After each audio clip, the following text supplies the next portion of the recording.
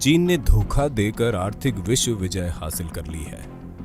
उसने सबसे पहले कोरोना वायरस की वैक्सीन बनाई और तब तक अपने रेफ्रिजरेटर में रखी जब तक पूरे विश्व के आर्थिक अर्थव्यवस्था को पाताल में नहीं उतार दिया। चीन पूरी दुनिया के इन्वेस्टर्स का हब बन गया था। चीन ने अपने वुहान शहर में इस वायरस को छोड़ा और जबरदस्त मौतों के कारण भागते इन्वेस्टर्स के शेयरों को कौड़ी के भाव खरीद लिया। विदेशी निवेशक और उद्यमी अपनी पूंजी छोड़कर भाग गए। चीन ने अपने द्वारा पहले से बनाई और छुपा कर रखी गई वैक्सीन को बाहर निकाल लिया और एक ही दिन में चीन में हो रही मौतों पर अंकुश लगा दिया। इस युद्ध में चीन ने अपने कुछ लोग खोए पर दुनिया की दौलत को लूट लिया। आज वहां एक भी मौत नहीं हुई है और ना ही एक भी मरीज की संख्या बढ़ी। आज ये वायरस पूरी दुनिया में काल की तरह चक्कर लगा रहा है। कमाल ये भी देखिए कि उन सभी देशों और शहरों की कमर टूट गई है जहां पर चीनी नागरिक खर्च करते थे। आज पूरा विश्व हर रोज अपनी अर्थव्यवस्था को ध्वस्त होते हुए देख रहा है, पर 17 मार्च से चीन की अर्थव्यवस्था दिनों दिन मजबूत हो रही है। ये एक आर्थिक युद्ध है जिसमें चीन जीत चुका है और विश्व कुदरत से युद्ध करते करते रोज अपने जान माल को गंवा रहा है। ये भारत के लोगों का इम्यून है कि वो हर संकट में कुशल योद्धा की तरह लड़ता है और जीत जाता है। हमारे देश के अधिकांश नागरिक इकोनॉमी के आंकड़ों में नहीं फंसते, पत्थर में से पानी निकालने की कुव्वत रखते हैं। हम भारतीय बड़े से बड़े रोग को रोटी के टुकड़े में लपेट कर खाने और पचाने में माहिर हैं। हम सभी कुदरत के विरुद्ध युद्ध नहीं करते बल्कि उसकी पूजा करते हैं। हम भारतीय मंदिरों के गुरुद्वारों से आवाज देकर बुलाते हैं, ईश्वर को रिझाते हैं। अतः वो ईश्वर हमारा अनिष्ट कर ही नहीं सकता। पर हर भारतीय को याद रखना चाहिए कि चीन और चीनी इस कुदरत के खलनायक है। इनसे हर प्रकार की दूरी बनाए रखें। वुहान से शंघाई 839 किलोमीटर, वुहान से बीजिंग 1152 किलोमीटर, वुहान से मिलान 15,000 किलोमीटर, वुहान से न्यूयॉर्क 15,000 किलोमीटर। पास के बीजिंग और शंघाई में कोरोना का कोई प्रभाव नहीं, लेकिन इटली, ईरान, यूरोप देशों में लोगों की मृत्यु और पूरे विश्व की अर्थव्यवस्था बर्बाद। चीन के सभी व्यापारिक क्षेत्र सुरक्षित। कुछ तो गड़बड़ है। अमेरिका ऐसे ही चीन को दोष नहीं दे रहा। चीन से 10 बड़े सवाल। सवाल नंबर 6, 7, 8, 9 अवश्य पढ़िएगा। नंबर 1, जहां पूरी दुनिया इससे प्रभावित हो रही है वही चीन में वुहान के अलावा ये क्यों नहीं कहीं फैला? चीन की राजधानी आखिर इससे अछूती कैसे रह गई? नंबर 2, प्रारंभिक अवस्था में चीन ने पूरी दुनिया से इस वायरस के बारे में क्यों छुपाया? नंबर 3, कोरोना के प्रारंभिक सैंपल को नष्ट क्यों किया? नंबर 4, इससे सामने वाले डॉक्टर और पत्रकार को खामोश क्यों किया गया? पत्रकार को तो गायब ही कर दिया गया। नंबर 5, दुनिया के अन्य देशों ने जब सूचना साझा करने को कहा तो उसने सूचना साझा क्यों नहीं की, मना क्यों किया? नंबर 6, कोरोना मानव से मानव में फैलता है, इसे छुपाने के लिए WHO के कम्युनिस्ट निदेशक का उपयोग क्यों किया गया? WHO के निदेशक जनवरी में बीजिंग चीन में क्या कह रहे थे? प्लान फिक्सिंग कर रहे थे क्या? नंबर 7, किसी भी अंतर्राष्ट्रीय उड़ान के लिए कोई गाइडलाइन जारी करने की जरूरत नहीं है क्योंकि मानव से मानव में नहीं फैलता। ऐसा ट्वीट 11 जनवरी तक WHO करता रहा। क्यों? आज साबित हो गया कि कोरोना मानव से मानव में फैलता है, तो फिर WHO ने झूठ क्यों बोला? नंबर 8, वुहान से एक साथ 50 लाख लोगों को बिना मेडिकल जांच किए दुनिया के अलग अलग हिस्सों में क्यों भेजा गया? नंबर 9, इटली में 6 फरवरी तक मामूली केसेस थे। एकाएक चीनी, हम चीनी हैं, वायरस नहीं, हमें गले लगाइए, प्ले कार्ड के साथ दुनिया के पर्यटन स्थल सिटी ऑफ लव के नाम से मशहूर इटली के लोगों को गले क्यों लगाने पहुंचे?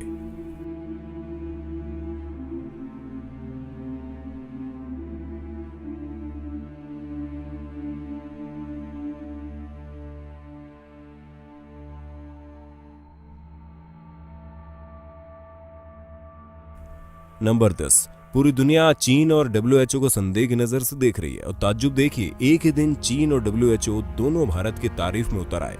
क्या ये महज संयोग है? नंबर 11, इसके अगले ही दिन भारत में चीन के राजदूत ट्वीट करके उम्मीद करते हैं कि भारत इंटरनेशनल कम्युनिटी में उसकी पैरवी करे। आखिर क्यों? नेहरू की एक गलती का खामियाजा हम भुगत चुके हैं। ये मोदी सरकार है और उम्मीद है कि कम से कम ये गलती तो नहीं दोहराएगी। नंबर 12, सार्क से लेकर G20 तक की बैठक पीएम मोदी के कहने पर हो रही है। संकट के समय भारत वर्ल्ड लीडर के रूप में उभरा है। Italy, Germany, Spain, France, Britain, America तब तक कोरोना से निपटने में असफल रहे हैं, तो पीएम मोदी की पहल पर भारत इससे कहीं बेहतर तरीके से डील कर रहा है। चीन इसी का फायदा उठाकर ये चाहता है कि भारत इंटरनेशनल कम्युनिटी में उसके अछूतपन को दूर करे। अब ये नहीं होगा। चीन संदेह के घेरे में है और रहेगा। दुनिया पर हावी होने का तरीका, चीनी रणनीति। नंबर 1, सबसे पहले एक वायरस और उसकी दवा बनाई। नंबर 2, वायरस फैलाया। नंबर 3, अपनी दक्षता का प्रदर्शन करते हुए रातों रात अस्पतालों का निर्माण करवा दिया। आखिरकार वे पहले से ही तैयार थे। परियोजनाओं के साथ साथ उपकरण का आदेश देना, श्रम, पानी और सीवरेज नेटवर्क को किराए पर लेना, पूर्ण निर्मित निर्माण सामग्री और प्रभावशाली मात्रा में स्टॉक, ये सब उस रणनीति का हिस्सा थे। नंबर 4, परिणाम स्वरूप दुनिया में वायरस के साथ साथ अराजकता फैलने लगी, खासकर यूरोप में।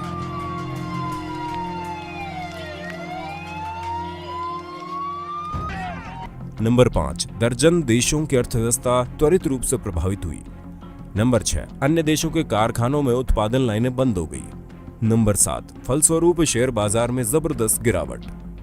नंबर 8, चीन ने अपने देश में महामारी को जल्दी से नियंत्रित कर लिया। रातों रात वुहान से कोरोना के नए मरीज मिलना बंद हो गए। ये कैसे संभव है, जबकि इटली जैसा देश इस स्थिति को संभाल नहीं पा रहा है? आखिरकार चीन पहले से ही तैयार था। नंबर 9, परिणाम स्वरूप उन वस्तुओं की कीमत कम हो गई जिनसे वो बड़े पैमाने पर तेल आदि खरीदता था। नंबर 10, फिर चीन तुरंत ही उत्पादन करने के लिए वापस जुट गया। जबकि दुनिया एक ठहराव पर है, जहां एक और दुनिया में हाहाकार मचा हुआ है, वहीं चीन ने अपनी फैक्ट्रीज में काम शुरू करवा दिया है। चीन उन चीजों को खरीदने लगा जिनकी कीमत में भारी गिरावट हो गई, और उन चीजों को बेचने लगा जिनकी कीमत में जबरदस्त इजाफा हुआ। अब यदि विश्वास नहीं हो रहा हो तो 1999 में चीनी उपनिवेशों कियाओ लियांग और वांग जियांगसुई के द्वारा लिखी गई पुस्तक अप्रतिबंधित युद्ध, अमेरिका को नष्ट करने के लिए चीन का मास्टर प्लान को पढ़ लीजिएगा। ये सब तथ्य वहां मौजूद है। जरा इस बारे में सोचिए, कैसे रूस और उत्तर कोरिया कोविड-19 यानी कोरोना से पूरी तरह से मुक्त है, क्योंकि वह चीन के कट्टर सहयोगी है। इन दो देशों में एक भी मामले की सूचना नहीं मिली है, और दूसरी ओर दक्षिण Korea, United kingdom, Italy, Spain और एशिया गंभीर रूप से प्रभावित है, क्योंकि ये सब चीन के विरोधी है। कैसे हुआ वुहान अचानक घातक वायरस से मुक्त? चीन ये कहेगा कि उनके प्रारंभिक उपाय बहुत कठोर थे और वुहान को अन्य क्षेत्रों में फैलाने के लिए बंद यानी लॉकडाउन कर दिया गया, परंतु ये जवाब बड़ा मजाकिया है। ऐसा होता तो बाकी देशों में भी ये इतना नहीं फैलता और एक शहर तक ही सीमित रह जाता। ये 100% सत्य है कि ये वायरस के एंटीडोट का उपयोग कर रहे हैं। बीजिंग में कोई क्यों नहीं मारा गया, केवल वुहान ही क्यों? दिलचस्प विचार ये। खैर, वुहान अब व्यापार के लिए खुल गया है। अमेरिका और उपर्युक्त सभी देश आर्थिक रूप से तबाह है। जल्द ही अमेरिकी अर्थव्यवस्था चीन की योजना के अनुसार ढह जाएगी। चीन जानता है कि वो अमेरिका को सैन्य रूप से नहीं हरा सकता, क्योंकि वर्तमान में इस हिसाब से अमेरिका विश्व में सबसे ताकतवर देश है। तो यह है चीन का विश्व विजयी फॉर्मूला। वायरस का उपयोग करें, दूसरे देश की अर्थव्यवस्था और रक्षा क्षमताओं को पंगु बना दें। निश्चय ही नैन्सी पेलोसी को इसमें एक सहायक बनाया गया। कारण था ट्रंप को टक्कर देने के लिए। राष्ट्रपति ट्रंप हमेशा ये बताते रहे हैं कि कैसे ग्रेट अमेरिकन अर्थव्यवस्था सभी मोर्चों में सुधार कर रही है। अमेरिका ग्रेट अगेन बनाने की उनकी दृष्टि को नष्ट करने का एकमात्र तरीका आर्थिक तबाही था।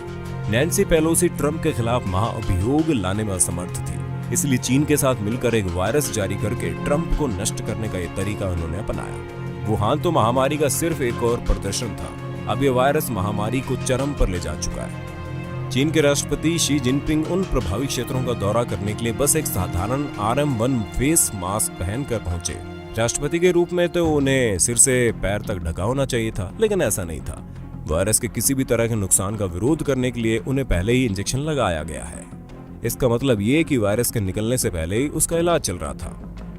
अब यदि आप तर्क दें कि बिल गेट्स ने पहले ही 2015 में एक वायरस फैलने की भविष्यवाणी कर दी थी, इसलिए चीनी एजेंडा सच नहीं हो सकता, तो उत्तर है हाँ, बिल गेट्स ने भविष्यवाणी की थी, लेकिन वो भविष्यवाणी के वास्तविक वायरस के प्रकोप पर आधारित थी, न कि मानव जनित।